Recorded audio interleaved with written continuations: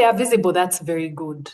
Unfortunately, I know very many brilliant minds when they come to the room, when they manage to master the energy or the courage to say something, it's unbelievable the things that come out of these people. But when they're outside the room, it is so difficult. And that is where our topic for today comes in. Our topic for today is positioning yourself as a coach, a credible coach, or a consultant. And we are honored to be having with us a guest speaker who I'm certain that a lot of the people are on this call eagerly waiting to hear from. And I would like to introduce by way of a story, because I believe stories are an African way to connect. Last year, early last year, I was very confused about my life, but I was very convinced that I was doing what I should be doing. And much as it frustrated me sometimes, I was also, made comfortable to believe that at the right time, God will come through. And he probably did, but I know there are better ways he could have come through if I had been intentional. And so he brought someone along my path. Someone came to my workplace and delivered training on identity, understanding who you are, transformation, why people are your bosses and you're not the boss even when you're so, you think but someone is your boss, yeah? And that got me thinking. I said, I've never really thought about that. And so I pursued this individual. When I pursued this individual, I found out that actually there's a system, there's a way that people position themselves, and it's not by working so hard. You can work hard and still fail to position yourself. You can deliver results and still fail to position yourself. And so this person taught me that positioning is very, very critical when you're charting a life path. And so I sought out an appointment. And when I sought out the appointment, guess what? I got there. And he asked me, so what do you want to do in the next 5 years? And I boldly said, I don't know. I haven't thought about it. And he told me, never, ever, ever say something like that when you're asked. You should always know what you want to do, because if you do not know where you want to go, any path will lead you there. And so that got me on a path to actually sit down and ask myself, what do I want in life? I need a strategic plan. I didn't know that I needed a strategic plan for my life. But it turns out, just like you sit down and draft your company or institution strategic plan and spend so much time, you even go on getaways and retreats coming up with a strategy for an organization, and you never spend even 5 minutes thinking about how you like or you would like your life to go from point A to point B. What will get you there? And this individual is with us today. And so I'm very delighted to host Mr. Pepe Minambo, who will teach us, who will share with us how we can actually move away from being bright people in the room, how we can get away from being the best kept secret of our companies to actually positioning ourselves to stand in the true identity that God has called us to stand in. And so I will invite Mr. Pepe Minambo, who is a transformational consultant. And I say this not because that is the title. I have seen the transformation that engaging with him brought me. And I pray and hope that attending this session will do the same for each and every one of you. So, Mr. Pepe Minambo, I saw you during the call. Please unmute your microphone and cover your video, and let's engage those emojis. Thank you, Gloria. Let us engage those emojis and welcome Pepe. Thank you very much, Harmony. Thank you for having me here.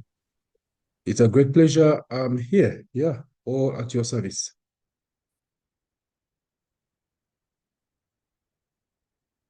Am I clear enough, Hermione? You are crystal clear, Pepe. Please go ahead.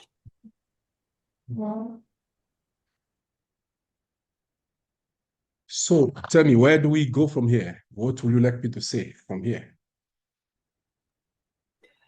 I would like you to help the people on this call understand why it is important to position themselves as opposed to being kept behind as they perform and work so hard, do amazing things, and yet, nobody really knows about these amazing things that they are doing. Thank you. I'll refer to the first question on what the Bible says. Nobody. I thought you told me to switch off my video. That's why I switched off my video. I see the host is asking me to start my No, video. please switch on your video. I asked you to switch on. Thank you. Okay. Good. So I will start by saying the Bible says no one light up a lamp and put it under a table. If you light up a lamp, you must put it on top of the table so that many people may see your light and give glory to your Father who is in heaven. So that is not me, that is the Bible. But unfortunately, a lot of people are these kind of lamps that are put under the table. And in life, decisions are made around the table. So it simply means there is no visibility when critical decisions are being made or critical choices are being made because the person is wrongly positioned. So that's what I will say.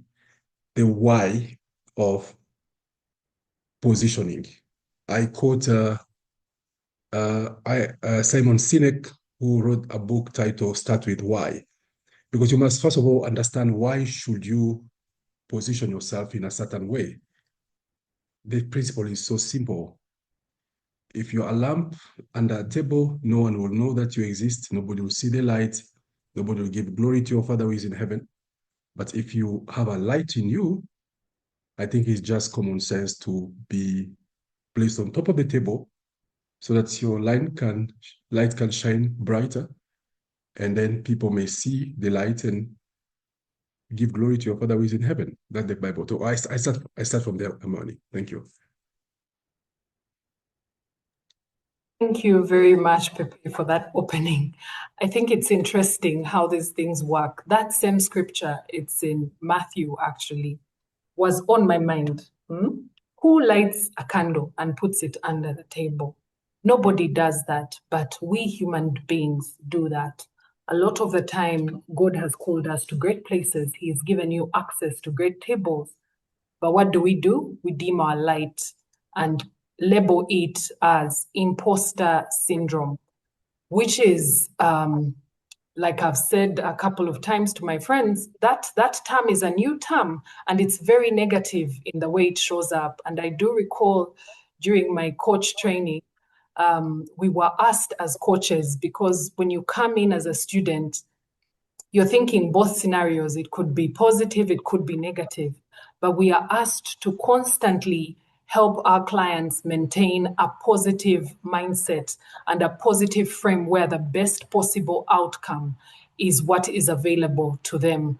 And so, with that, I would just like to ask Pepe, because I recall during the conversations that we have had over time, I recall you asking me, what makes your blood boil? What are you excited to do?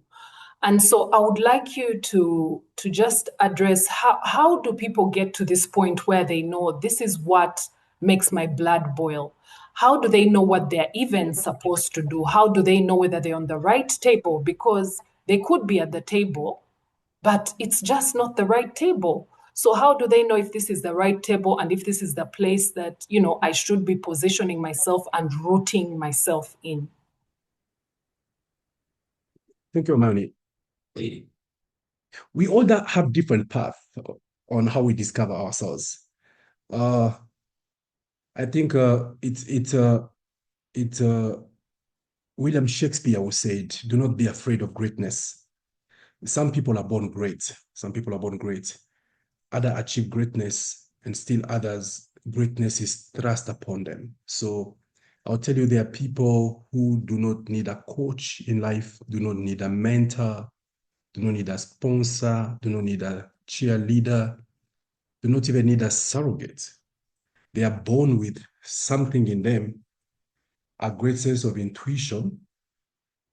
From an early age, they understand who they are, they understand their strength, they understand their passion, they know exactly where to go, how to go about it, and what to do. Those people exist, but we call them the 2%. They are only about 2%. Then the majority of people need to be discovered, needs to be discovered. In one of most of my books, I say two things will change your life. Number one, the people you meet. Number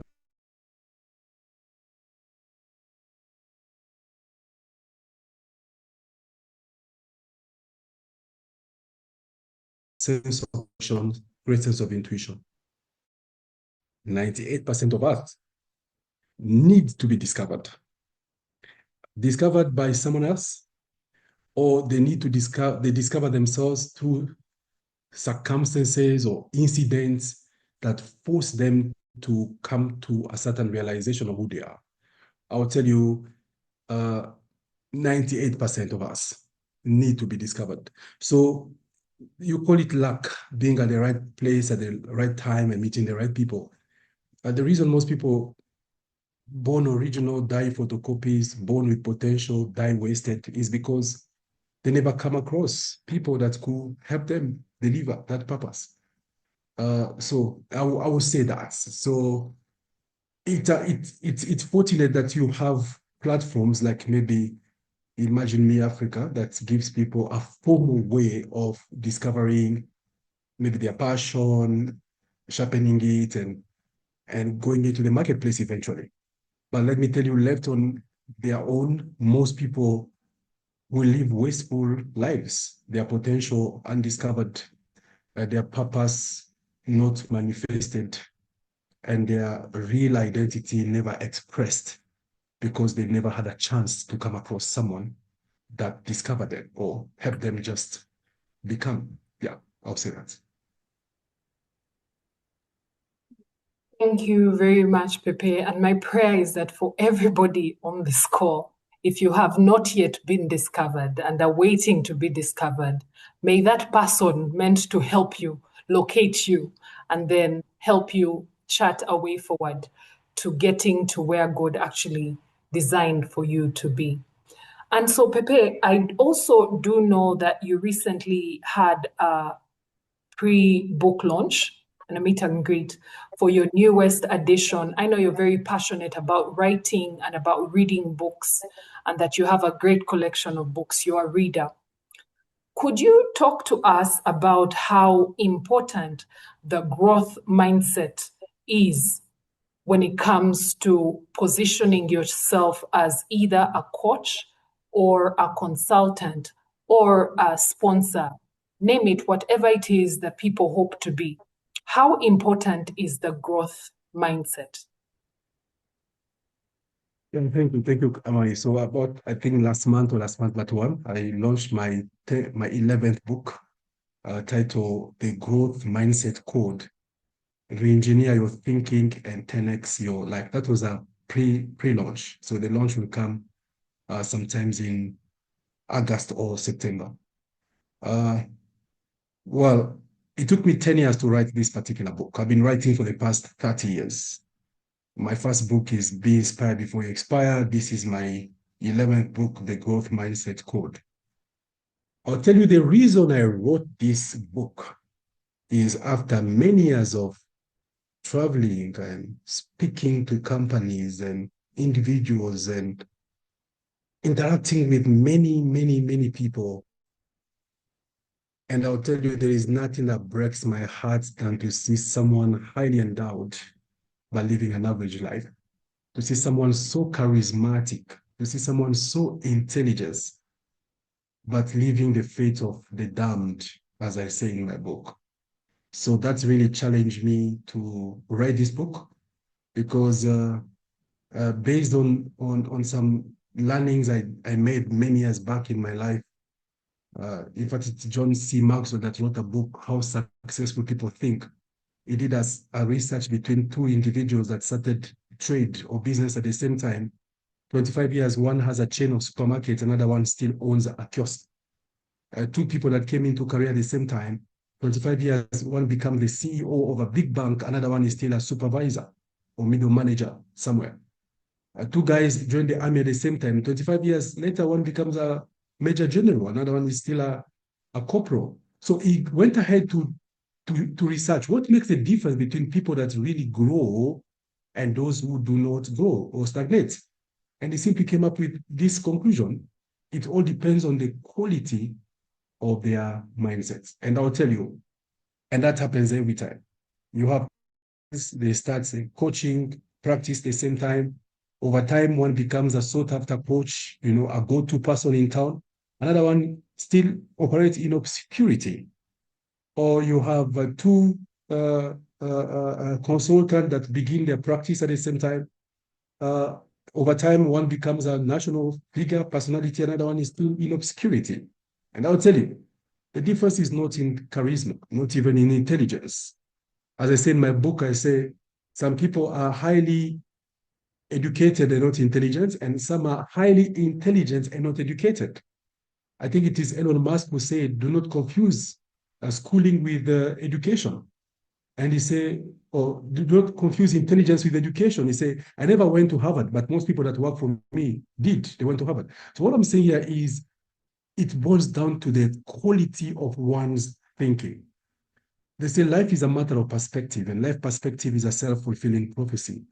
I told people, I say, every average mind can count the number of seeds in an apple. It takes an individual with a growth mindset to count the number of apples in a seed. So I will tell you again, Amani, growth mindsets, 10x thinking is the way to go. So let me give you an example. I said in my book, I said, look, when I was growing up over 25 years ago or 30 years ago, the email service providers in the world were two, Hotmail and Yahoo. Today, most of us, we don't even know Hotmail. And some few people, older people have Yahoo. The email service that is so generic today is Gmail. And I'll tell you, Gmail entered the market 11 years later after Yahoo and Hotmail were already market leaders. But they came in with one simple philosophy. They called it 10x, 10 times more. Whatever the competition is doing, just do it 10 times better, faster, and 10 times smarter. So whatever storage Yahoo and Hotmail gave people, Gmail came and gave people 10 times bigger. Whatever speed they gave to people, they gave people 10 times faster. Whatever feature they gave to people, they brought into the space 10 times better. So what I'm saying, yes, growth mindset makes the whole difference. Someone with a fixed mindset, they base all their focus and their effort on themselves. Someone with a growth mindset uses leverage other people's ideas, brand, connection, influence relationships. Someone with a growth mindset spends before they earn. Someone with a fixed mindset want to earn before they spend. Someone with a growth mindset build critical connections and relationships and platform. Someone with a fixed mindset believe in their intelligence and their qualification. So it makes a difference between growth mindset and fixed mindset. And let me tell you, I travel around Africa, around the world. I meet people so talented, so qualified. I meet people so intelligent, but the jobs they have are too small compared to the souls they carry. And I ask a question, I say, is this job too small for you? So most people, the salaries they have, the benefits they have, the profile they have are too small compared to the souls they carry. And simply because, well, growth mindset makes a difference. I can talk about this over and over. Thank you, Hermione. Yeah. Yes, I do know that you can talk about the growth mindset till the cows come home. And in that moment, as you were sharing, I remember the first story I had from you concerning the growth mindset was about two gentlemen that were sent by the master to the or their boss to the market to check the price of watermelon.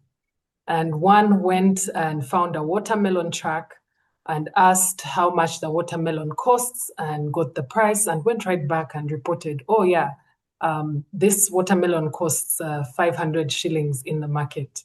And that was it. And then they sent a second one. And these gentlemen had both joined the company at the same time, and one had risen through the ranks. So they wanted an answer to why is the other one rising? I'm not rising. We came at the same time. And so they sent the one who was rising for the same thing, go to the market, find out the price of watermelon for me.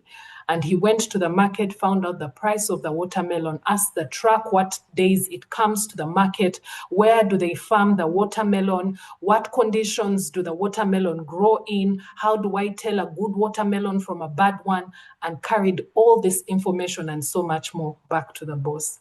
And so the boss summoned both of them and said, do you now know why this guy is rising? Because he has a growth mindset. He does a lot more than he is asked. And so my charge to you, if you're on this call, is you can identify which of those two people that you are just by, gauging through how life has been happening for you. And if you are to position yourself for growth, if you are to position yourself as a leader or a subject matter expert in whatever field you choose, you need to know your stuff. And on top of knowing your stuff, you need to have a growth mindset and understand that you do not know everything. And so every opportunity you get to learn, use it and pick what you need to pick. And so, Pepe, I'd like to bring in another angle to this. Again, I will focus on my story because it's what I know. And I believe there is someone out there that probably needs to hear this. I do recall that in the earlier days, as you told me to go and write down what my strategic plan looked like and what I wanted for myself in terms of career, I went and sat down and I wrote and wrote and thought. I actually thought I had outthought myself. Turns out there's no end to these processes. And I wrote down, and I remember reporting back to you and saying, oh, this is what I have down. I want to be a coach. And I had no idea of the existence of Imagine Me Africa. I mean, I had seen Joan Mugenzi a bit, but I knew there was no way I can access her. Who am I? Small me, little me? There's no way. And just as I presented that to you, you said, no, I do know Joan. Actually, I will give her a call, and you too should give her a call. And for me, that made all the difference. And it was not easy getting into a class that was a few days away from starting, but God made a way. And sometimes, as believers, we think that, magic will happen, but magic didn't happen. I needed to put in the work. And much as you were not pushing, I knew where I wanted to go, and that made all the difference. And I would like you to speak to the people that have logged in this evening about the importance of having a plan written out, a vision, a mission, core values, a SWOT analysis of self-reflection. How important are these things when it comes to positioning oneself?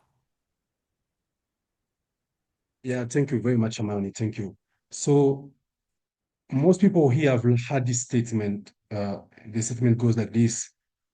Luck is when opportunity meets preparation. And I'll tell you something. The future belongs to those who prepare for it.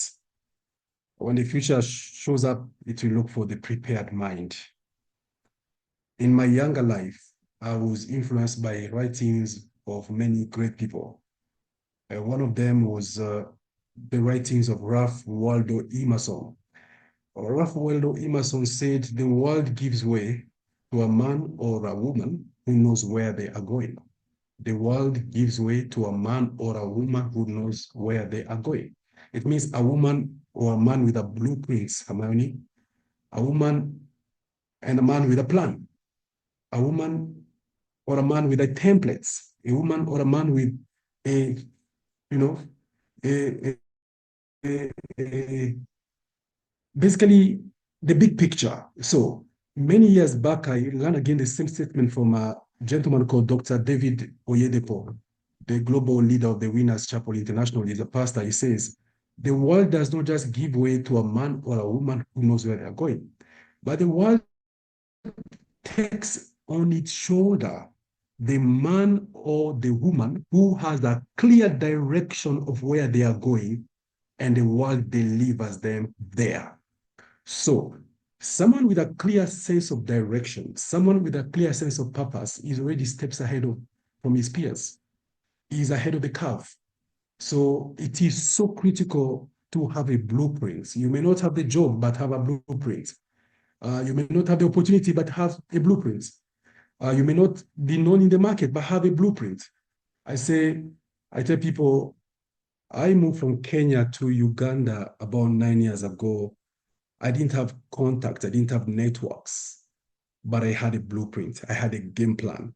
I knew exactly how to start. I knew where to start, and I knew whom to start with, and I knew how the game will end. So to me, the most important thing is have a blueprint. Have a blueprint. Dr. Robert Schuller said, the poorest man on earth is a man without a dream. But the most frustrated man on earth is a man with a dream that never becomes a reality. So a dream is a plan well written on paper with schedules and deadlines and indications. So yeah, I would say that, Amayoni, in every place you go, in every level you reach, you must always have a blueprint, a clear plan on where you are going next, how you are getting there, who may help you get there, and what you'll do when you get there, and what to do with what you get when you get there. So you must always have a blueprint. To me, I tell people direction is more important than position. You may not have the position, but be on the right direction. So have the blueprint. What is your master plan? What is your big picture? So I respect people with master plans, big picture, blueprint more than people just with race positions and prestige. Yes, I'll say that. Yeah. Yeah. Thank you very much, Pepe. I'm smiling because that was pretty much me last year, early last year. It was vibes and inshallah, okay? And I was going through life, and I was doing great by my standards until I met Mr. Pepe Minambo, who first gave me slaps, virtual slaps, yeah, to wake me up and tell me, okay, thank you, pretty face. What's behind the pretty face? And so I woke up and did what I had to do. And I thank God, because sometimes that's the wake up call that some of us need. And if you don't get the wake up call, you're here on this call. So let this be your wake up call. Pepe, at the moment when we had that conversation, where and I realize now you didn't respect me, because I mean, no plan, nothing, and now I had to redeem myself, and I hope I did. I hope I did redeem myself, and so at that point I did move on to go and attend the third cohort of the workplace coach program that Imagine Me Africa was offering. And I kid you not, Pepe wanted the whole thing written out. He was not meeting me until I had put these things down. What are you going to do? What's your plan to get there? and what are the resources you need? Is it money? How much is it? Have you done your research? Who is doing it in your country? Who is doing it outside your country? What information are they putting out? You're doom scrolling on social media, but you can't even take 5 minutes to look at people who do the things that you aspire to do one day. What are you doing? And so it had me do an audit on how I spend my time. Is it beneficial? Is it taking me out of a fixed mindset to a growth mindset? Am I a different person, a better person tomorrow than I was yesterday? And so these are some of the things that I did. And in doing that is when Coach Joan, MCC Joan Mugenzi came in. And I recall my first days in that class. I was like, what's this? I think I underestimated this thing. But something in me said, no, you're in the right room. You're in the right room. And I kept recalling the words of Pepe. If the thing is too easy, why are you doing it anyway? So I knew hard had to be part of the equation. And so the harder it got, the more I was convinced that I was in the right room indeed. And I recall the first class, Coach Joan clearly showing us sort of like a Venn diagram for those who did primary school math, that showed the difference between a coach, a trainer, a consultant, what was the other one? A counselor, because some of us tend to interchange these labels. Yeah. And I recall her talking about the fact that there's an influx of coaches. I'm a this coach, I'm a that coach. And you see, LinkedIn has a very wonderful way of even labeling a thief to be what they are not. But, well, we listen and we pay attention, and when they demand attention, we're all there, ready, on time to listen. But we do not even know.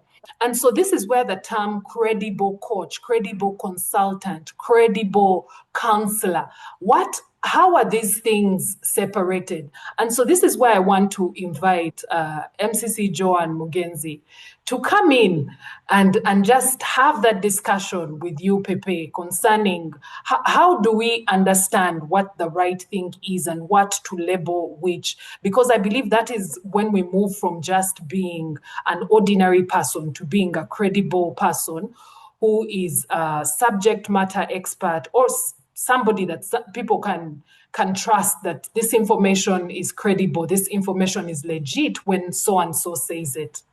So, Coach Joan, you are welcome. Thank you so much, Hermione. Happy to see you, Pepe. Pepe, where are you calling in from? From Lusaka, Zambia. So you see, I knew this guy knows how to position himself. So he's calling in from Lusaka, Zambia. He's minting dimes from Zambia. So when he talks about positioning, it is a true way of positioning. So happy to connect with you.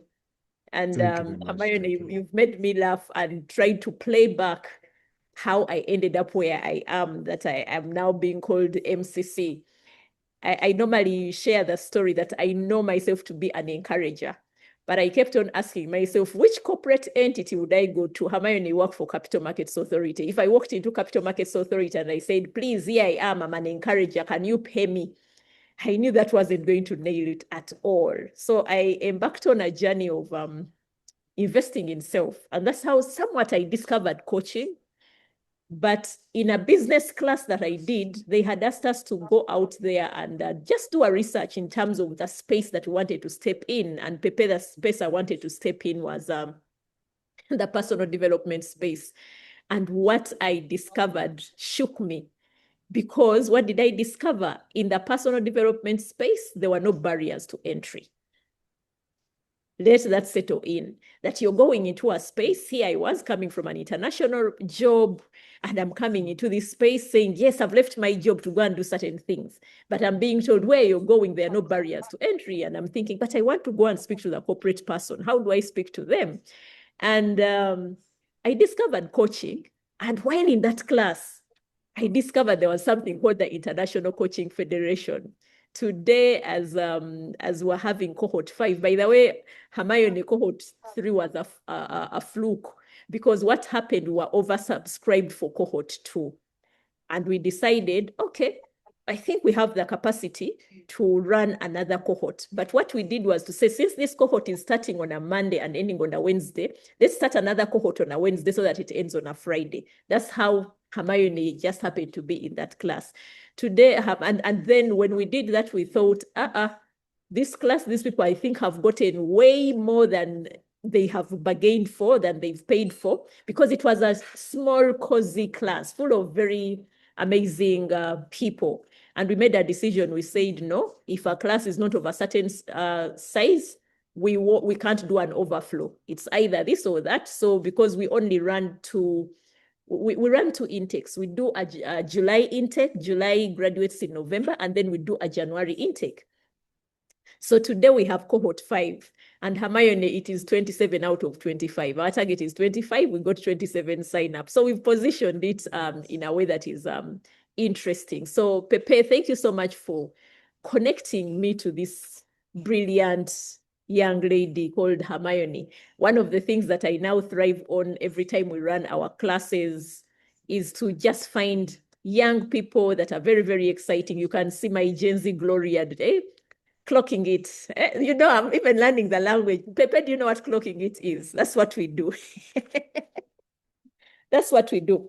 But just going back to what Pepe was talking about. You know, sometimes we talk about things and, oh, sorry, he has dropped off. But when he gets back, oh, no, there he is.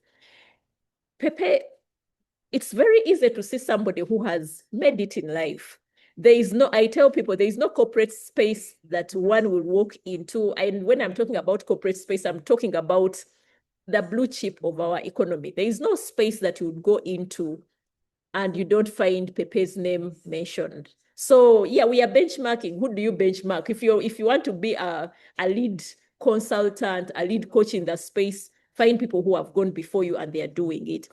You kind of hinted on the fact that, yes, you are coming in from Kenya, you come into this space. What exactly happened? Now that you have this growth mindset code, you have a blueprint that works, what exactly happened? How did Pepe just show up into this space, gone settled somewhere in Kenya, decide, let me go to Uganda? How was that start like? Because many times when we see people having a brand that is flying, we think that things have just happened. Today in our cohort 5, one of the participants just got back to me, and all she was telling me was, I have followed your story since Facebook. So we were meeting in person for the first time, but she has diligently followed that work. Meanwhile, for me on Facebook at the time, it was a thing of stop posting about all these countries where you have been and just begin developing a brand so that people can follow a certain story. It was part of my blueprint. The blueprint was to say, create a persona that people can understand so that by the time you step out there, people have a sense of who you are. So over to you, Pepe, just to get a bit of that, so that if somebody is on the call today and they're wondering, how do I even embark on this journey? Because the outliers tell us that you need 10,000 hours. How do I start with my first hour so that I know I'm hitting the nail right on, on target? You're muted, Pepe. Thank you very much, Joan. Sorry for that. It's a great honor and pleasure. Joan, I want to share my path. I want to share my story. I'm a product of a lot of reading, I would say, and I'm a product of a lot of relationships. That's why one of my foundational statements is 2 to 3 things will change your life. Number 1, the people you meet. Number 2, the books you read. And number 3, the places you go to. And this is a place.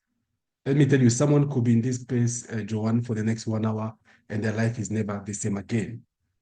Now, I believe in growth. So I read many years back, but through John Maxwell, he has a book titled The 15 Invaluable Laws of Growth. And the first law of growth he highlighted is the law of intentionality. The law of intentionality. For you to grow, you must be intentional. So by being intentional, it means you must know really what you want to become, where you want to become, what you want to become, and what you want to do with what you become after you become it. So you have to be very intentional. Nothing accidental here. So coming to Uganda, of course, everybody knows I'm Congolese. I grew up in Kenya. I went to school there. I worked for corporate organizations, then switched into consultancy. Then I started coming to Uganda as a guest speaker.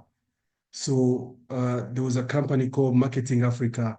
They used to organize marketing events across East Africa, in Tanzania, in Kenya, in Uganda, and in Rwanda. Now, being one of the foremost speakers in Kenya, I highlighted most of their events in Kenya.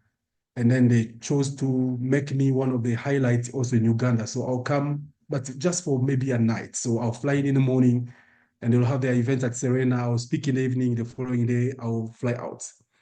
And Joan, I know in one of the events at Serena, I spoke. There are days where, as a speaker, you know that you have the room at your mercy. I spoke so powerfully that the then CEO of UBC, Uganda Broadcasting Corporation, he walked to me and told me, look here, we are trying to revive our television station, and we think such contents, the way you've spoken, we would like to give you a show. So they presented a proposal to me to have a show at UBC. And that like 15 years ago. And when I ask around, people say, no, UBC is a government thing. Nobody in Uganda watches UBC. It's only maids and watchmen that watch UBC. So if you go to UBC, you water down your brand. So I went back to Nairobi, and the CEO of UBC came to Nairobi with his team to talk to me, to have me have a show at UBC in Uganda, but I turned it down. So I had an idea about Uganda. It happened that I think in 2017, there was this presidential election in Kenya whereby the results were cancelled by the Supreme Court. So they had to rerun again the elections. And when there are elections in Kenya, it takes a long time for business to recover. So I tell myself, you know what? I think I've been invited in Uganda for many times. Why don't I just check out these markets? Because I realize Kenya was a very mature, saturated market, and Uganda was a very emerging market. So in the strategic language, Kenya was a red ocean, Uganda was a blue ocean. And John, if you want real growth in anything you do, you don't go to a red ocean, you go to a blue ocean, you go to an emerging ocean, an emerging market, a market that has still a lot of opportunities and a lot of openings. So I came to Uganda for just a fact-finding trip to find out how is the market, who is in the markets. So who are the leading consultants in the market? Who are the leading trainers in the market, the coaches in the market? So I did my kind of background check to realize where were the gaps in the market. And then eventually, Joan, after doing the analysis in the market, I came to realize there was a big gap in the market. You had consultants doing, change management. You had consultants doing restructuring. You had consultants doing, organizational design. You had consultants offering trainings, business performance. You had consultants doing business process reengineering. And then I realized there was a big gap. No one was doing culture. And to me, I found that as a niche. Now, I'll tell to everyone in this platform, if you want to enter a market, if you want to start a practice, don't start with charisma. Don't start with a dream. Don't start with enthusiasm. Start with a niche. Discover a niche, because that niche will distinguish you from your peers. So when I discovered a niche, the next question was, how do you conquer this niche? How do you enter the market? It is the Bible that says, a fool doesn't know his way to town. A fool doesn't know how to go to town. So there is also a way you penetrate a market. A market can be bare in front of you, but you must find a way to penetrate the market. So I sat down and asked myself questions. If I came in as Pepe in the market, nobody knows me. because I could be a big brand in Kenya, but I'm a small brand in Uganda. So what do I do? John, you and I, we know that if you want to go further than others, you must stand on the shoulders of giants. So I had to look for giant shoulders to stand on. So I said, number one, I discovered a niche. Number two, I had to plan my entry into the markets. So I see a lot of young consultants coming up, maybe niche not really well defined, market penetration strategy, market entry strategy, not really elaborate, not intentional. So, John, I went back to Kenya because one of my biggest clients in Kenya was Safaricom. And Safaricom is a big brand both in Kenya, in East Africa, and around Africa. Safaricom was named by Forbes magazine as the best employer in Africa in 2019, ahead of companies from South Africa, Nigeria, Egypt, and Morocco. Now, I went to Safaricom and I said, look, guys, I have worked with you for many years. I've gotten a new market I want to penetrate. It's a blue ocean, but I'm not known in that market. I need shoulders to stand on. I need a giant to come with me. Joan, I learned also through my coaches many years ago that to become a giant, work with a giant, period. To become a giant, don't wait to grow into a giant. No, that's the problem most people are doing. They are waiting to grow into giants. It will take you a lifetime to grow into a giant. To become a giant, work with a giant, period. Period. So I went to Safaricom and asked them, I say, will you come and allow me to ride on you as I enter Uganda? And John, they told me, why not? You've been one of our key consultants here. If you set up an event in Uganda, we'll come and highlight. So, John, I came in, I set up an event. It was a masterclass on organizational culture transformation, culture driving strategy, culture, so everything about culture. So the highlight was the head of strategy of Safaricom and the head of human resource of Safaricom. The head of strategy could not come, the head of human resource came. But John, by just having Safaricom as the company highlighting or headlighting the event, I send my proposal and invitation to all the blue chip companies in Uganda. I had a room at Serena, Kampala full. I had the entire exco of Stanbic Bank. I had excos of big companies around town. They did not come because of Pepe. They did not know Pepe. They came because of Safaricom. So I stood on the shoulders of Safaricom. So that, I'll stop there, John. That was my first entry point into the Ugandan market. And that gave me credibility. So that positioning gave me credibility because I was leveraging on a big brand and a respected brand. So I will stop there as the first entry strategy into the Ugandan market. A niche and a shoulder. What an amazing grand entry. And I think for me, what that reminds me is the fact that people start out and they want their name to be known out there. Who knows you? You know, you're going out and so who are you? You're going to say, it's the same thing I would ask people, say, you're going to go and say, what? Imagine me, who is that? What is that? Is that even a company? So we need to be humble enough to realize that when you're starting on this journey, you're going to start somewhere. But I think a couple of things resonate with me, and I just want to put them out there. Marketing events for people who have been in my company for a while. Company as in me, like the giants I walk around with, the peers that I kind of move around with. I tell people I am a very big fan of events, but not any events. If I have an event of 50K and then there's another event of $200, I would rather pay for the $200 event. Why? I don't know which person, because you mentioned the person in the room. That person in the room might be at the table where I am sitting, okay? Might be at the table where I'm sitting. Today, I had people that came into this class, and one of the quick things somebody told me, said, you, by the way, this is a great networking class. And I said, precisely, when you pay, you come to do coaching. But if you're finding serious people in the room, we don't move by the titles. We give people name tags because we want people to connect. But people are in here. They have country managers in the room. They haven't yet probably figured out who those are. We have heads of HR in the room. We have, you know, we really have very powerful people in the room. And we are saying, You do your talking. We have shown you the name. At least start with Pepe. Hi, is Pepe. What are you doing? What do you do? Start a conversation. Because we know that if we introduce everybody by their title, we might overwhelm them.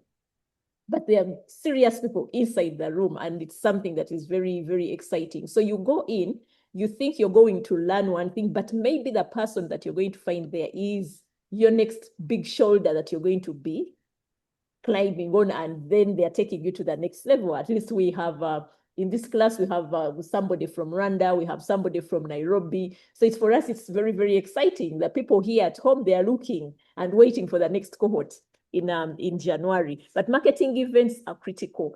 At least in your personal budget for a year, just map and say, I'm in this industry, I have this niche.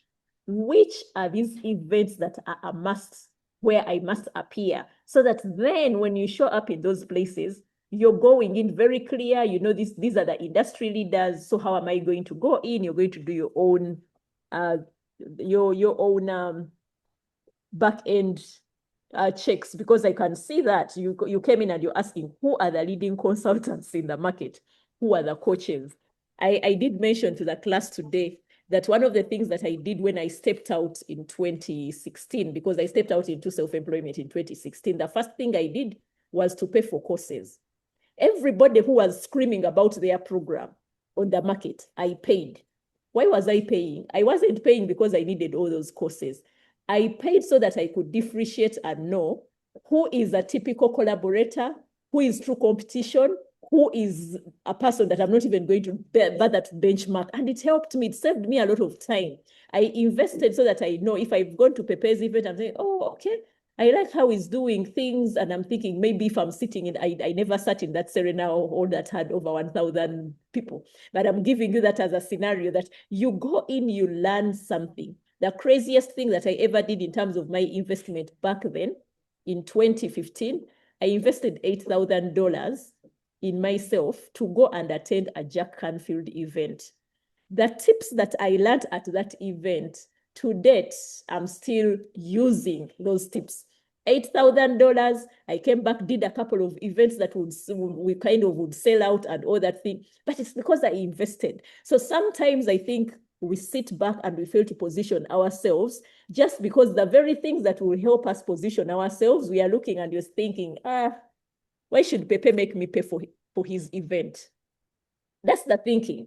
Because right now, in the coaching events, we are beginning to see repeat clients where a client comes in, they send 3, then they say the next class we are sending 3. We have already people who have told us we are sending you people in January. What has that done? We have positioned the workplace coach program to say we only do 2 intakes. We'll do an intake in July. We'll do an intake in January. We are not going to try and be everywhere. No. We have decided where that is going to be. And then find a way of penetrating the market. And I think what I've liked is the fact that you need to understand the giants. Who are these giants? And also, I think sometimes, Pepe, that the challenge that we have, people will see a giant and the next thing they will go and say, Pepe, can you introduce me to so-and-so?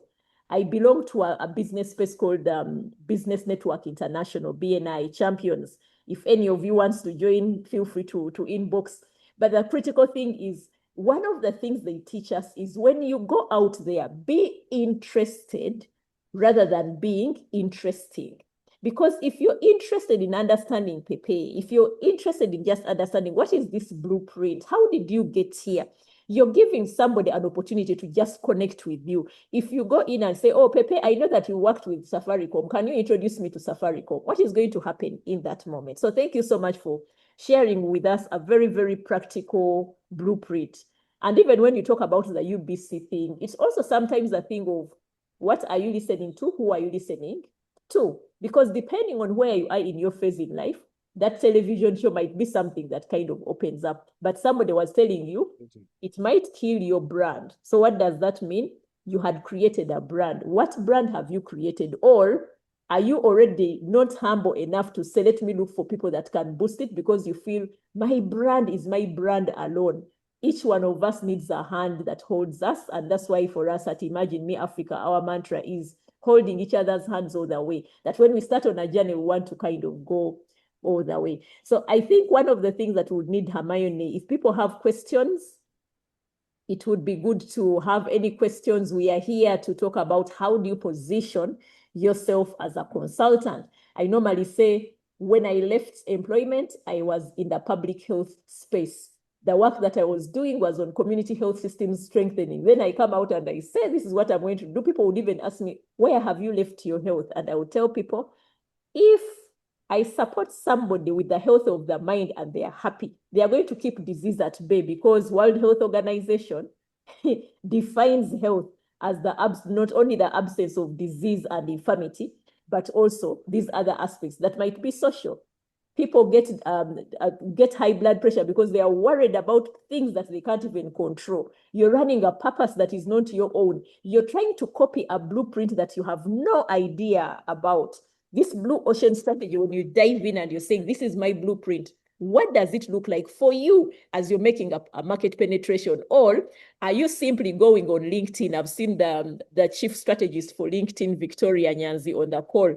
And you go in and say, she has 100,000. Let me wake up today, and tomorrow I'm going to have 100,000 followers. Do you know how much she has put in there? So I think for me, these are things of saying, when you benchmark, but also figure out what else is out there. These days, Victoria runs, she has the African network sisters, I forget the terminology, but it's for young people.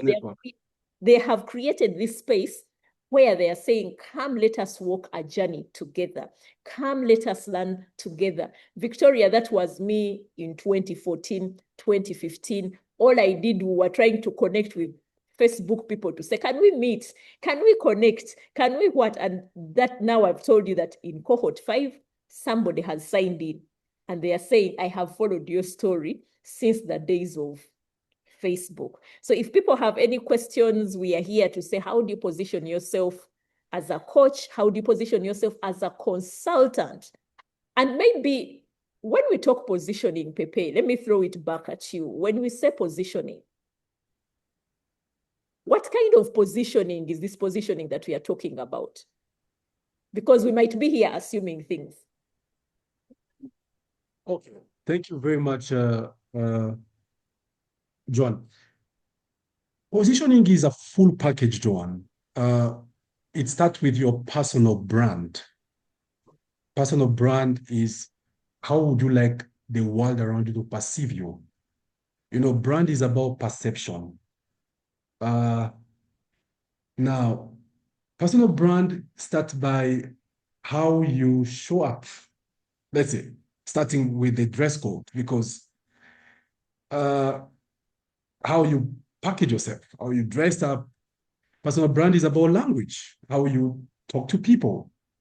Personal brand is about association. Who do you associate with? So if I associate with Imagine Me Africa, it's already enhancing my personal brand. Personal brand is about places, the places you want to be part of. So positioning starts with a personal brand, how you want the market to perceive you. And unfortunately, people are visuals. People buy into you first before they buy into what you are selling. So I want to tell every consultant here, be mindful about your personal brand. From your office setup to your outlook to the places you associate yourself with, the people you hang around with, all that make part of your brand. Okay? The second part of positioning here is products packaging or product brand. What are you offering? Because it's good for you to show up in a 3-piece suit. It's good for you to smell expensive. It's good for you to come with a very expensive car, but that is one thing. The other thing is the content, the product itself. So positioning starts from the container and the content. So the container is the personal brand. The content is the value and the service you are going to offer to the people. So you must have a particular niche or a particular product that you are a master. So there's a sense of mastery a sense of personification. John, I'll tell you something. I was speaking somewhere some time back, and when I finished speaking, a gentleman walked to me and told me, he said, look, I've heard about this topic all my life, but I've never heard someone speak to it the way you've done. And he tells me, say, young man, you are the personification of this. But so you must personify a certain product. You must master a certain product. So that is the second thing about positioning yourself. But then the third element is the route to market. You must go now to the marketplace. Sometimes they say if the mountain does not come to Moses and Moses goes to the mountain. And let me just tell you my story, Joanne. After having Safaricom help me penetrate Uganda at a high level, I still believed that if I was to grow my brand and my services, and if I was to have a bigger catchment, I needed the HR community, because the HR community are the gatekeepers. When you speak to CEOs of any companies, sometimes they will refer you to their HR, or they will go back and ask their HR, do you know so-and-so in the market? So my next stop stage was the HR community. So I asked myself a question. I say, is there a community for HR here? I was told, yeah, there is the HMO, Human Resource Manager Association of Uganda. And then I say, where are they based? I was told they are based at Uma Showground. Joanne, I got into an Uber and I showed up at Uma Showground. Do you know anyone there? I introduced myself as Pepe. I'm new in town. I'm about to do some work here, but I'd like to partner with you guys. How do I get an opportunity to engage your members? And then they tell me, oh, we're having an event in about 2 weeks' time at Golf Course Hotel. There will be about 200 HR practitioners there. If you become one of the sponsors, you can have a chance to speak. So that takes me to my third element, Joanne. So I say, you get your container right, you get your content right, but then you must put that container content into a shelf where people would come and buy it. And sometimes you need a platform. And if you don't get a platform, then you build your own platform. So I went to the platform of HRMAO, and they told me to be a sponsor. So this is a very interesting story, Joanne. I say, how much will I pay to be a sponsor? They say, if you pay 500,000 Uganda shillings, we'll give you 5 minutes. I'm talking about 2018. I say, okay. 2018 or 2017, I say, great. 200 people? They say, yes. I say, I'll come with my 500. So, John, I come at the Golf Course Hotel with my 500,000 to speak to this 200 head of HR. And the lady in charge tells me, too bad. Time bad. We don't have time for sponsors anymore because the consultants are running late. They have to finish their curriculum. I say, what do you mean? Here's my 500,000. They say, no. We can take it and we can give you a chance. But that lady was God sent. She told me, why don't you organize your own events? We can help you mobilize all of them to come. But Joan, the challenge was speaking at that event, I was paying 500,000. Organizing my own event will cost me 15 million shillings. I say, okay, I'm in the market. I'm in business. I'll organize my own events as long as you help me mobilize them. They say, yeah. So, Joan, I went down to Golf Course Hotel. I booked a breakfast for all the HR managers in Uganda, in Kampala, and it costed me like maybe 14 million shillings, but they came about 167 HR heads in that particular breakfast of mine because it was my breakfast. I didn't have 5 minutes, Joan. I had 2 hours to speak to them about what I was coming to do in town.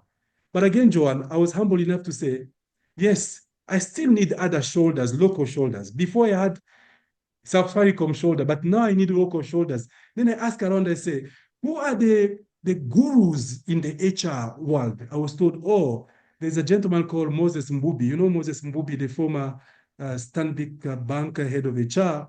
And then I was told about Sylvia Mulomi, who is now the head of HR for Stanbic Bank. She was the head of HR for Standard Chartered. Then I was told about Masha Walusimbi. She used to be the head of HR for ATC, American Tower Corporation. So I reached out to those people and they accepted to be my panelist.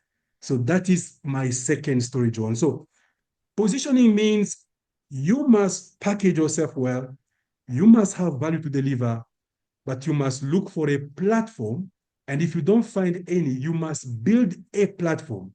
You must invest. We are a small company, but we don't think like a small company.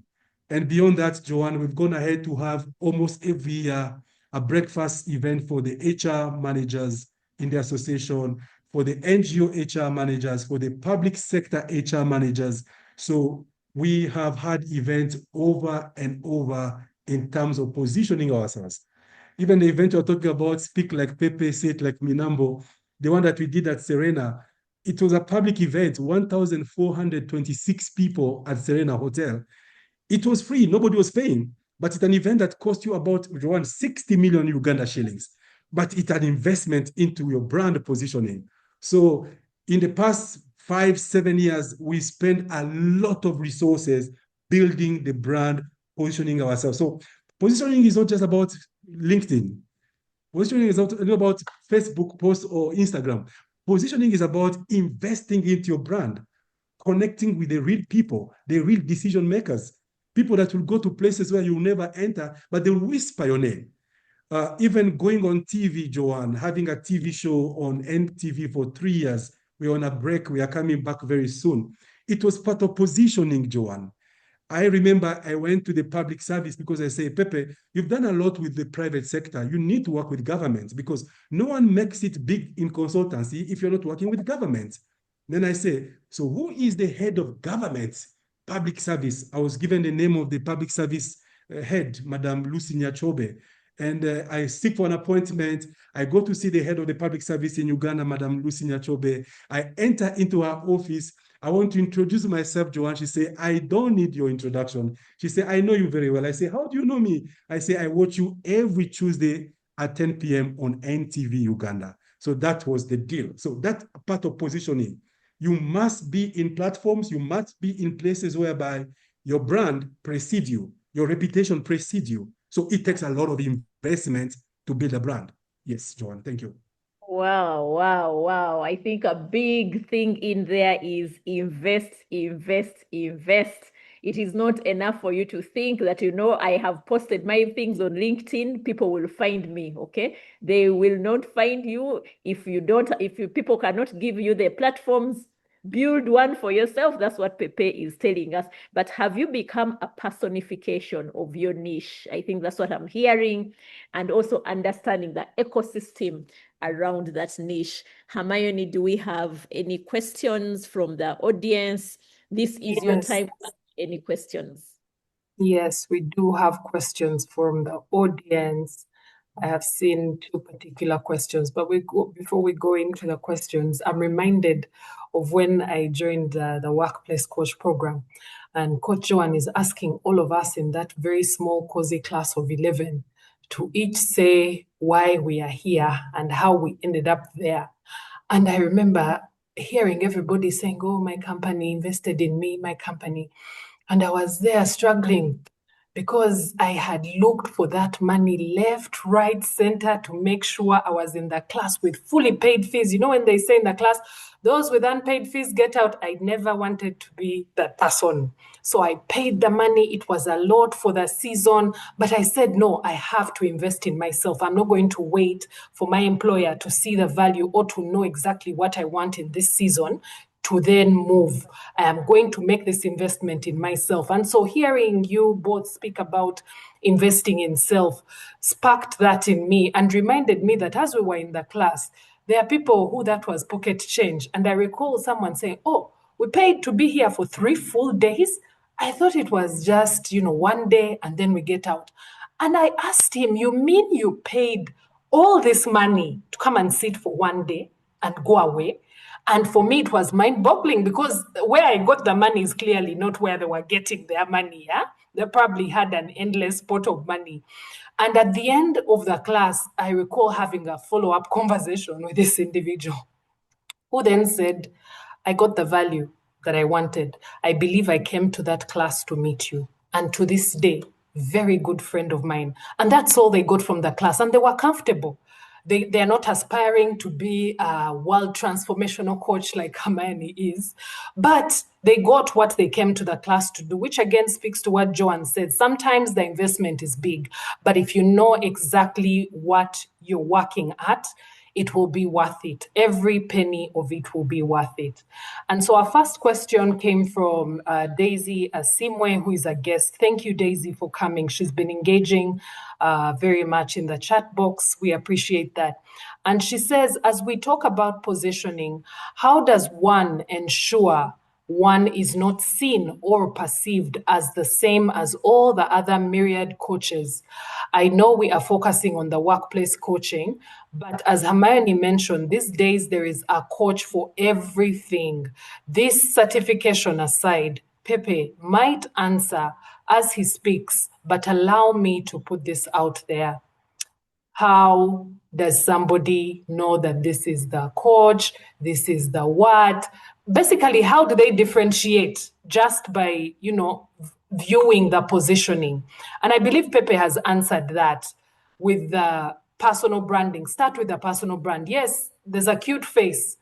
And I think this is a discussion, again, we had with Pepe. He said, okay, yeah, you've put yourself well together, but what's there? What's the product? What's the service? What are you selling besides a pretty face? And I mean, ladies usually fall prey to this after they've presented themselves. So that is Daisy's challenge. There are many people. What does she do?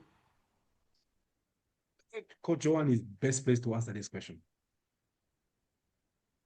Let me just laugh about that, Pepe and Daisy. Thank you so much for that submission. And just to say that workplace coach is hosting, but the positioning of coaching is broad. Whether somebody has decided that their niche is life coach, or they are financial coach, or they're sports coach, whatever it is, what we are looking for is this niche that you have carved out. In the Imagine Me case, what we carved out is the workplace coach. Whatever niche that you have carved out, how then do you put it out there so that it is clear? And I think for me, it's been an interesting journey when you think about it. And I want to see the best way of responding to Daisy's question. When you're not perceived, essentially, people are not fools. You can only fool them for a little while. Somebody in this class also came in and said, Joanne, you really came and just decided to burst our bubble, because we are trading out there as coaches. For me, I said, no, there is ICF. It is simple. No big deal. There is ICF. I became the founding president in 2019, and we said, we shall sing this song of ICF. But as we were doing that, we were also understanding what is happening globally. So when we are thinking about the ecosystem, think local, think regional, think global, understand what is happening. At the time when we were starting out, we said, okay, at least at a bare minimum, you come in and say, I'm a member of ICF. Start your training. But what have we discovered? There's the associate certified coach, there's a professional certified coach, there's a master certified coach, and these credentials are not held in perpetuity. Every 3 years, you must renew. So the rigor around that, so it's okay, you will go and call yourself a coach. But for the blue chip companies, the message has landed. The message is very clear that, if we want to do this, this is what is happening. And I know that one way, for example, at Imagine Me Africa, how we have kind of supported the blue chip companies is to say, you might send your people to the workplace coach program, but we also have an alternative for you. And that alternative is leader as coach. We come and train a pool of your coaches in your organization. What does that mean? We are showing them better value for money. So if an organization has decided to train their own pool of coaches, think about it. For you who is out there and you've decided to call yourself a coach, 0 credentials, the people who have the budgets are very clear. So unless you really want to just decide to play in the red ocean, like you mentioned, Pepe, if it's a red ocean strategy, you don't have to worry about these things. If you want to find where the money is in the blue ocean strategy, you must do your part. Why do we want to simplify things? How many of us would go to a doctor just because somebody is saying I'm a doctor, and then you discover, no. Actually, I did not, I haven't done that. I did a course on, what are those courses? Udemy. I did another course on LinkedIn. I did another free course here on this thing. And therefore, I called myself a doctor, come and I treat you. And I think that is the most humbling thing, that when people come to the coaching class, eventually they discover things. They begin realizing that it is not as simplistic as they tend to position it, because coaches are not subject matter experts. Subject matter experts are there to handle the subject matter expert. I can be here, I have never gone to the moon, but I can coach somebody whose ambition is to go to the moon. And that's what we support people to understand, to say this coaching is a science. There's something that happens. You might see people having conversations, but that conversation, they have trained somebody to pay attention to certain things, because coaching only happens in a conversation. So for me, I think the myriad, follow and get a sense of, educate yourself. For example, we have the International Coaching Federation. There's a whole website about them. Go there and read. If that is the pathway that you have decided to take, to say, I must find the right coaches, let me go and read about them. But also, we have a chapter in the country.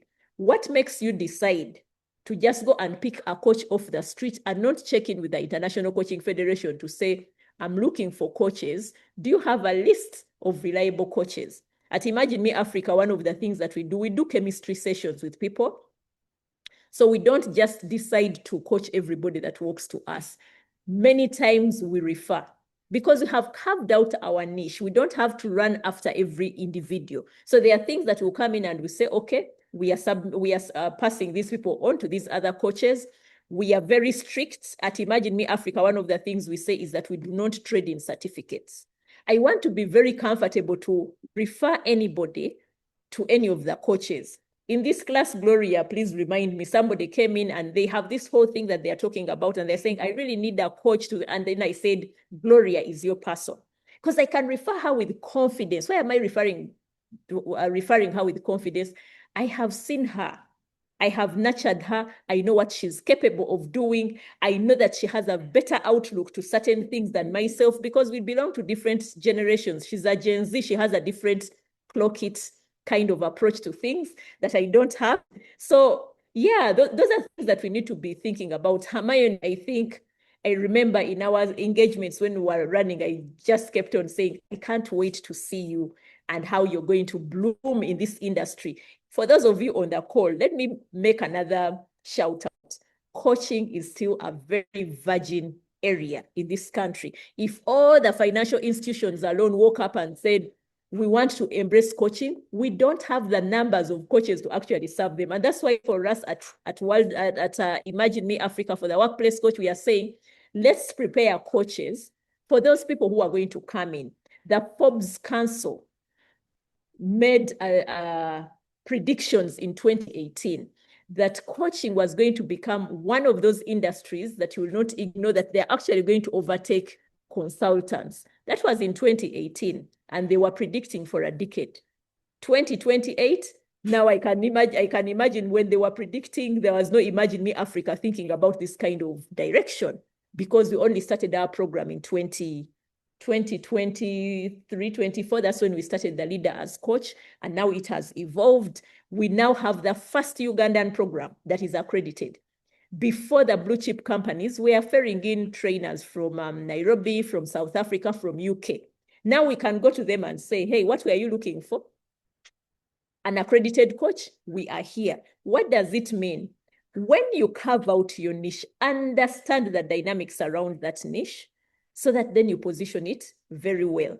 And therefore, those myriads of coaches, you don't have to worry about them. The person who is worried about those ones has not taken time to say, let me understand the industry. What they are waiting for is to say, okay, I'm sure if you went out there, Hermione, and said, I'm a money markets coach, People will run to you because they think in order for you to coach them on money markets, you must be an expert on money markets. That's not the thing.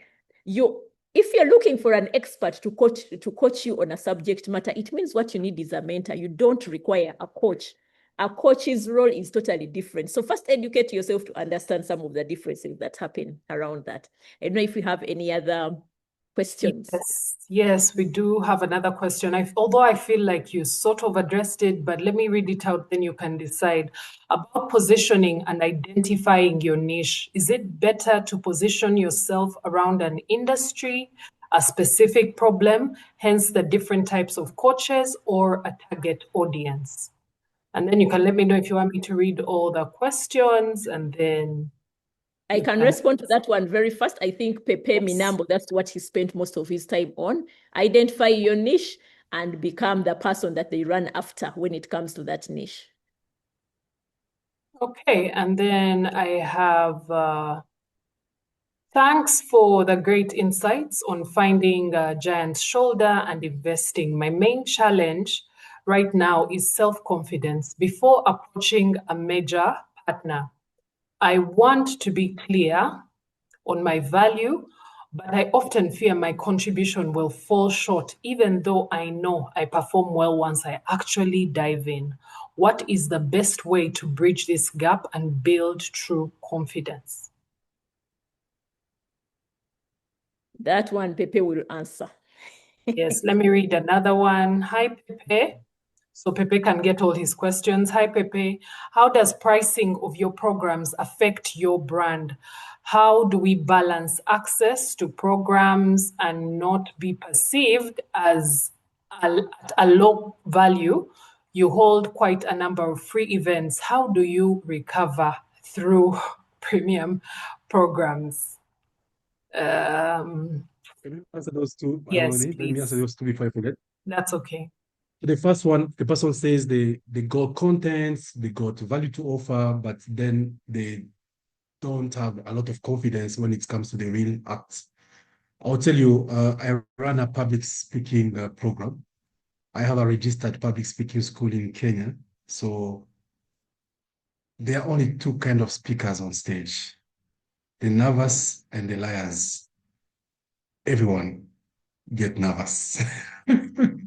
Everyone panic. Everyone have butterflies. But then you have to become a liar, pretend that you're not having butterflies, pretend that you're not nervous, okay? I've been speaking for the past 30 years. I still get butterflies. I still get nervous, trust me. So what you need is maybe someone to give you more confidence in terms of public speaking and give you the techniques of public speaking. Why do you think some public speakers start with a joke, they start with a story, they start with a question? Is their way of managing stage fright. So you need a bit of coaching in there. So it's okay. It's okay to feel what you're feeling. Now, the second was about how do you balance your pricing and your product? Is that correct? Basically, how do you break even? You hold a lot of free events, yeah, and there are premium events. So how is it working? How is the mathing? Is it girl math, boy math? What kind of math Okay, is this? good. So I had about pricing before. There was also a question about pricing.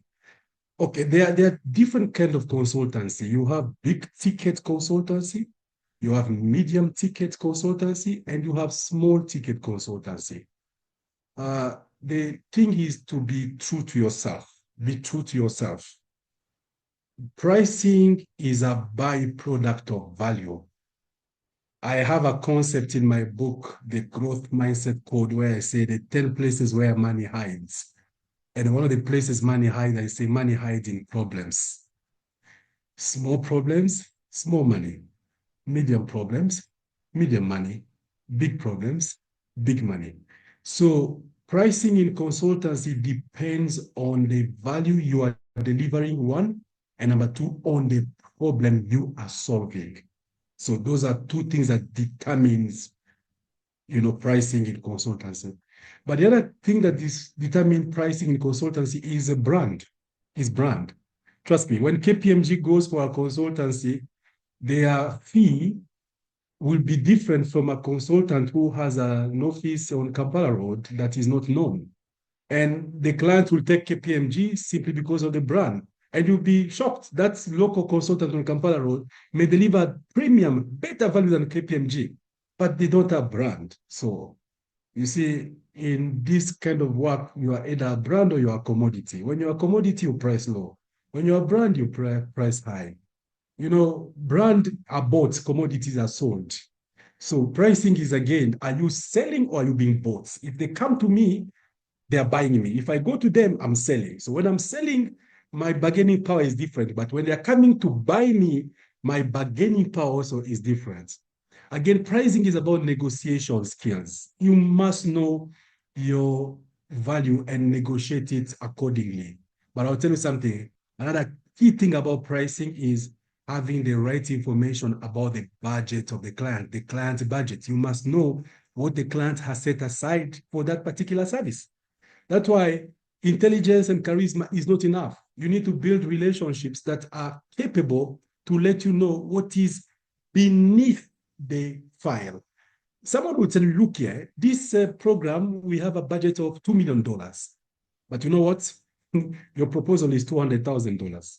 Now, if you don't have that inner information, you will stop at $200,000. But let me tell you, the budget was $2 million. So sometimes pricing has a lot of dynamics. Joan, I think you must also have maybe a course on how to teach people on how to price and to position themselves.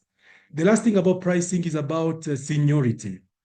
If Joan Mugenzi is called by APSA, by Stanbic, what she will command as a price tag will be very different from what a very junior amateur coach will command. So it's about also seniority. It's like going to Sheraton and going to Triangle Hotel. You know, you don't pay the same thing. You know, it's Coca-Cola, but at Sheraton is a bit expensive. The same Coke at Triangle is a bit cheap. So those are the tactics in the game that a lot of new consultants and new coaches need to be humble enough and vulnerable enough to consult senior people that have been in the trade for long on how to do some of these things. Because let me tell you, you can be shortchanging yourself. You can be punching too below your weight because you don't understand how these things unfold. Talk about free events. Amayoni, it's about growth mindsets. You see, it's about growth mindsets. A fixed mindset person wants to eat today. A person with a growth mindset believes in delayed gratification. And I will tell you the story I shared earlier to say I was to pay 500,000 to speak. Then I was told, no, do your own event. And I spent about 14 million for that breakfast that we hosted about 167 head of HR. It was a free breakfast. Everybody came free. We paid for everything. But out of that event, 3 months later, we signed a contract, and our first big ticket contract worth 250 million. And I'm talking about like 8 or so years ago. It was a 14 million free event, but it brought in a first contract of about 250 million worth of business. And then beyond that, many, many, many more came. All the free events we do is because we believe you cannot harvest before you sow. You must sow seed. And I'll tell you, it always pays off. It pays off in one way or the other. That's why I will never stop investing in events, because the return, the reward are just phenomenal. Thank you. Yeah. Wow, thank you. Let me add to that a quick one.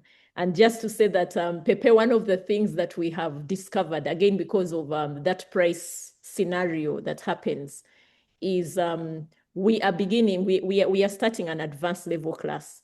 And part of the big picture around it is business development. We say it's going to be integral because as coaches, what the International Coaching Federation requires is to build the competences, but there is also a percentage of that time that is supposed to be invested in resources. So the resources that we are doing for the advanced class is business development, so that people can live and they are confident about what they are pricing. And like you said, if I have invested $8,000 to go for Jack Canfield, I have invested, I don't know how much money, level 1 training, SEC, level 2 training, SEC, level 3 training. I have invested in mentorship.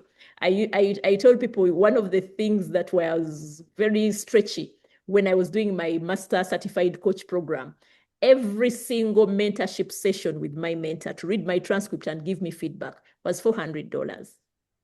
And you don't need one session, you did need a minimum of 5. So you don't just wake up and say, Joanne, how much do you charge? Can I also charge that? So, and I think I find that very interesting in this market. Because when people ask me how much do you charge, I don't fear telling them what I charge, because I'm thinking, okay, you go and also put that price tag on the market.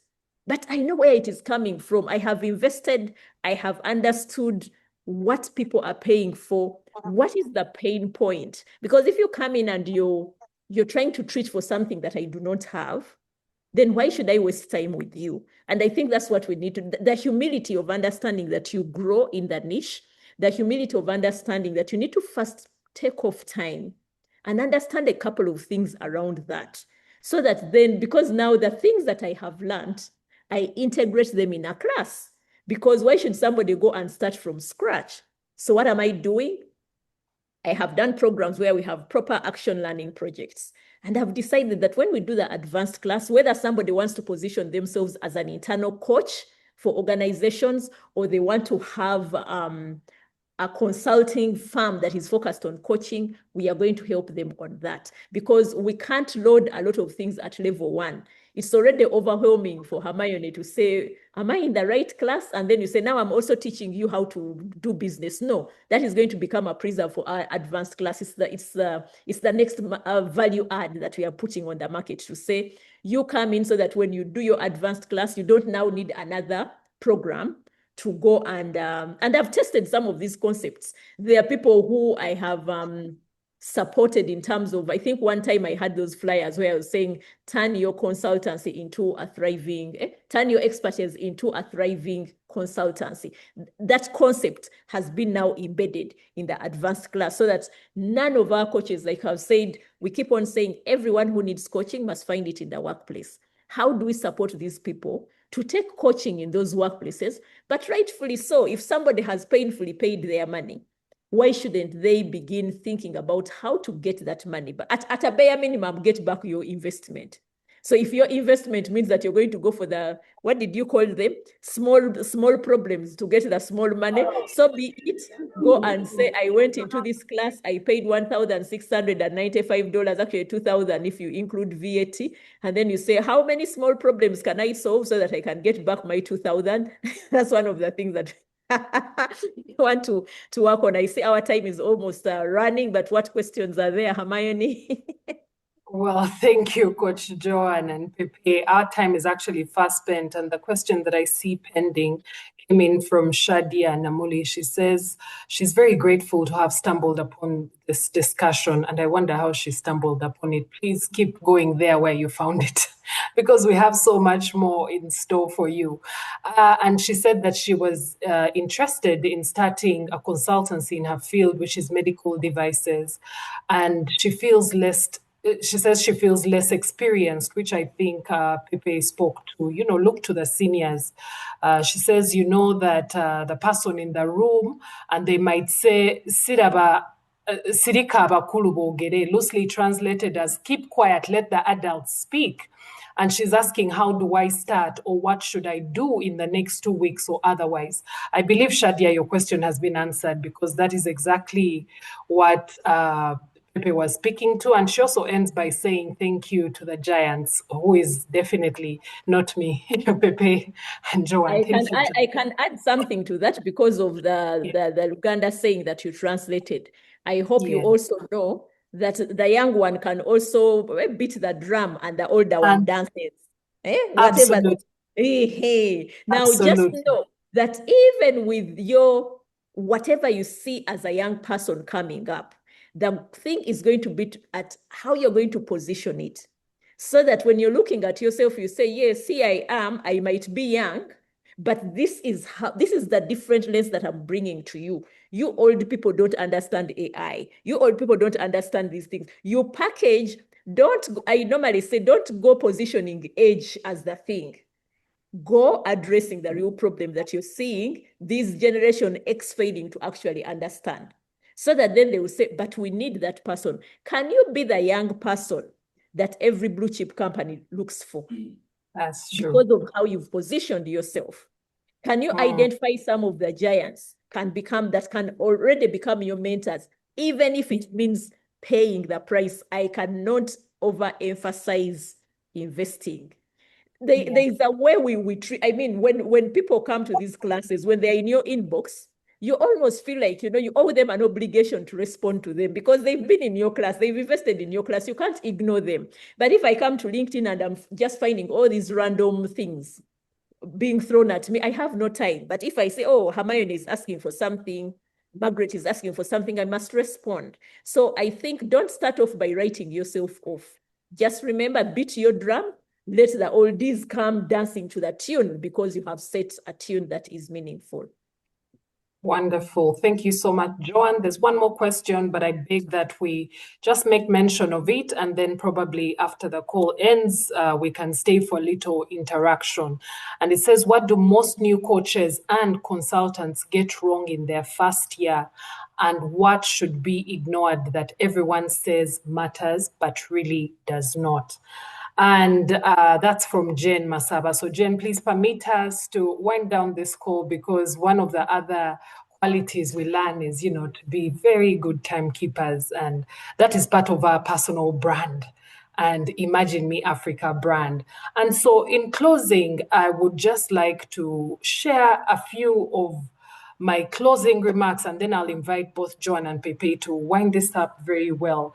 And as they spoke, and as Gloria introduced me at the beginning of this call, I'm sure she mentioned that I'm a faith-based coach. I do not just do things randomly. I listen for direction. And so as I listened when Pepe began, it confirmed everything I felt. I think he began with Matthew 5, 14, and 15 that says, when you put out a light, you don't put it under the table. When you light a lamp, you put it on top of the table so that everyone can see it and that your Father in heaven will be glorified. I'm also reminded of 1 Peter 2:9 that tells us that we are a chosen generation. This has to do with identity. You are a royal priesthood, a holy nation, peculiar people. And, show forth the praises of him who called you to do what you're doing. And it also goes ahead to also highlight that you're not called out of darkness to stay hidden. So if God already called you out of darkness, we're here seeing you, you're putting on the cameras, you're shining bright, why do you then retreat back to the darkness? I think let us come forth, whatever your niche is. If you have established what your niche is, then come out and shine your light very, very bright for all to see, that they may glorify your Father in heaven. And so, Pepe, please, I think let's go with you first. What are your parting shots? What are you telling the people here today? The ones who stumbled here, the ones who came here intentionally, who marked the date for weeks and weeks waiting to hear what you have to say. You have a big following, I'm sure you know that. And so what are your parting shots? Thank you, Hermione, and thank you, Joanne, for inviting me on this call. What I would say here is that everything has a code. Everything has a code, a combination code. A combination code is you have to enter the right numbers for it to open. You could get into a place where there is a safe, and the safe is full of precious stones, or the safe is full of dollars, millions, or whatever. They say to your safe, but the safe has a code. If someone gives you a safe with money or with precious stones and do not give you a code, they don't love you. They need to give you a code. So I believe to every aspiring consultant, to every aspiring coach, yes, there is growth. As Joanne said, the growth in this particular sector, the growth is in this particular industry will only keep on expanding and expanding. But there is a code on how to unlock that growth. There is a password. There is a combination. There is a template that you should follow in order for you to unlock that particular growth. So it takes vulnerability, it takes humility to try to learn on how to get the code right, because I believe Show me a man, show me a woman who has succeeded in their craft. There are patterns behind. Jim Rohn say success leaves clues. There are clues that you have to follow in order for you to get there. So it takes a lot of humility, it takes a lot of vulnerability to submit yourself to programs like Imagine Me Africa to say, look here, I got this big dream, I got this big vision, show me the way, show me the code, show me the path. So that would be my parting shots. But I also know a lot of consultants, a lot of coaches who feel they already arrived, Look here, sometimes they say an old person sitting under a tree sees further than a young person standing on top of a tree. So it's good to submit yourself to more people that have been there before you to show you the way, because I believe there is a code for every growth. Thank you very much. Thank you very much, Pepe, for those parting shots. Now, Coach Joan, what are your parting shots? You've had all the questions and you've answered them, but what is that one thing that you want the people on this call today to go away with? Every dream is valid. The question is, how much are you willing to pay the price to pursue that dream?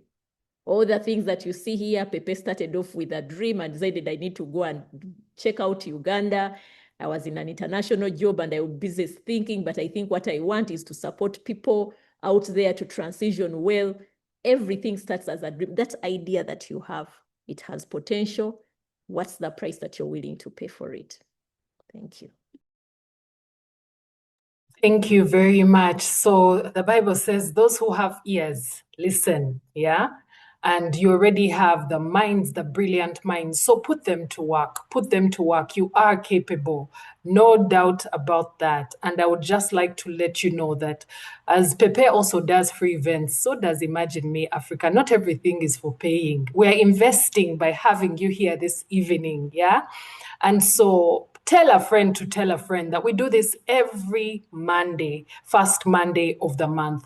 And next month, August on 3rd, we will be having another workplace coach conclave, and we will be hosting someone that has actually been to Kampala before, hosted by Imagine Me Africa, professional certified coach, Malcolm Fellis. So if you want to hear what Malcolm Fellis has to say so that you can add to the wealth of knowledge that Pepe just, displayed here, please come back next month on 3rd August, and please join us as we take this away yet once again.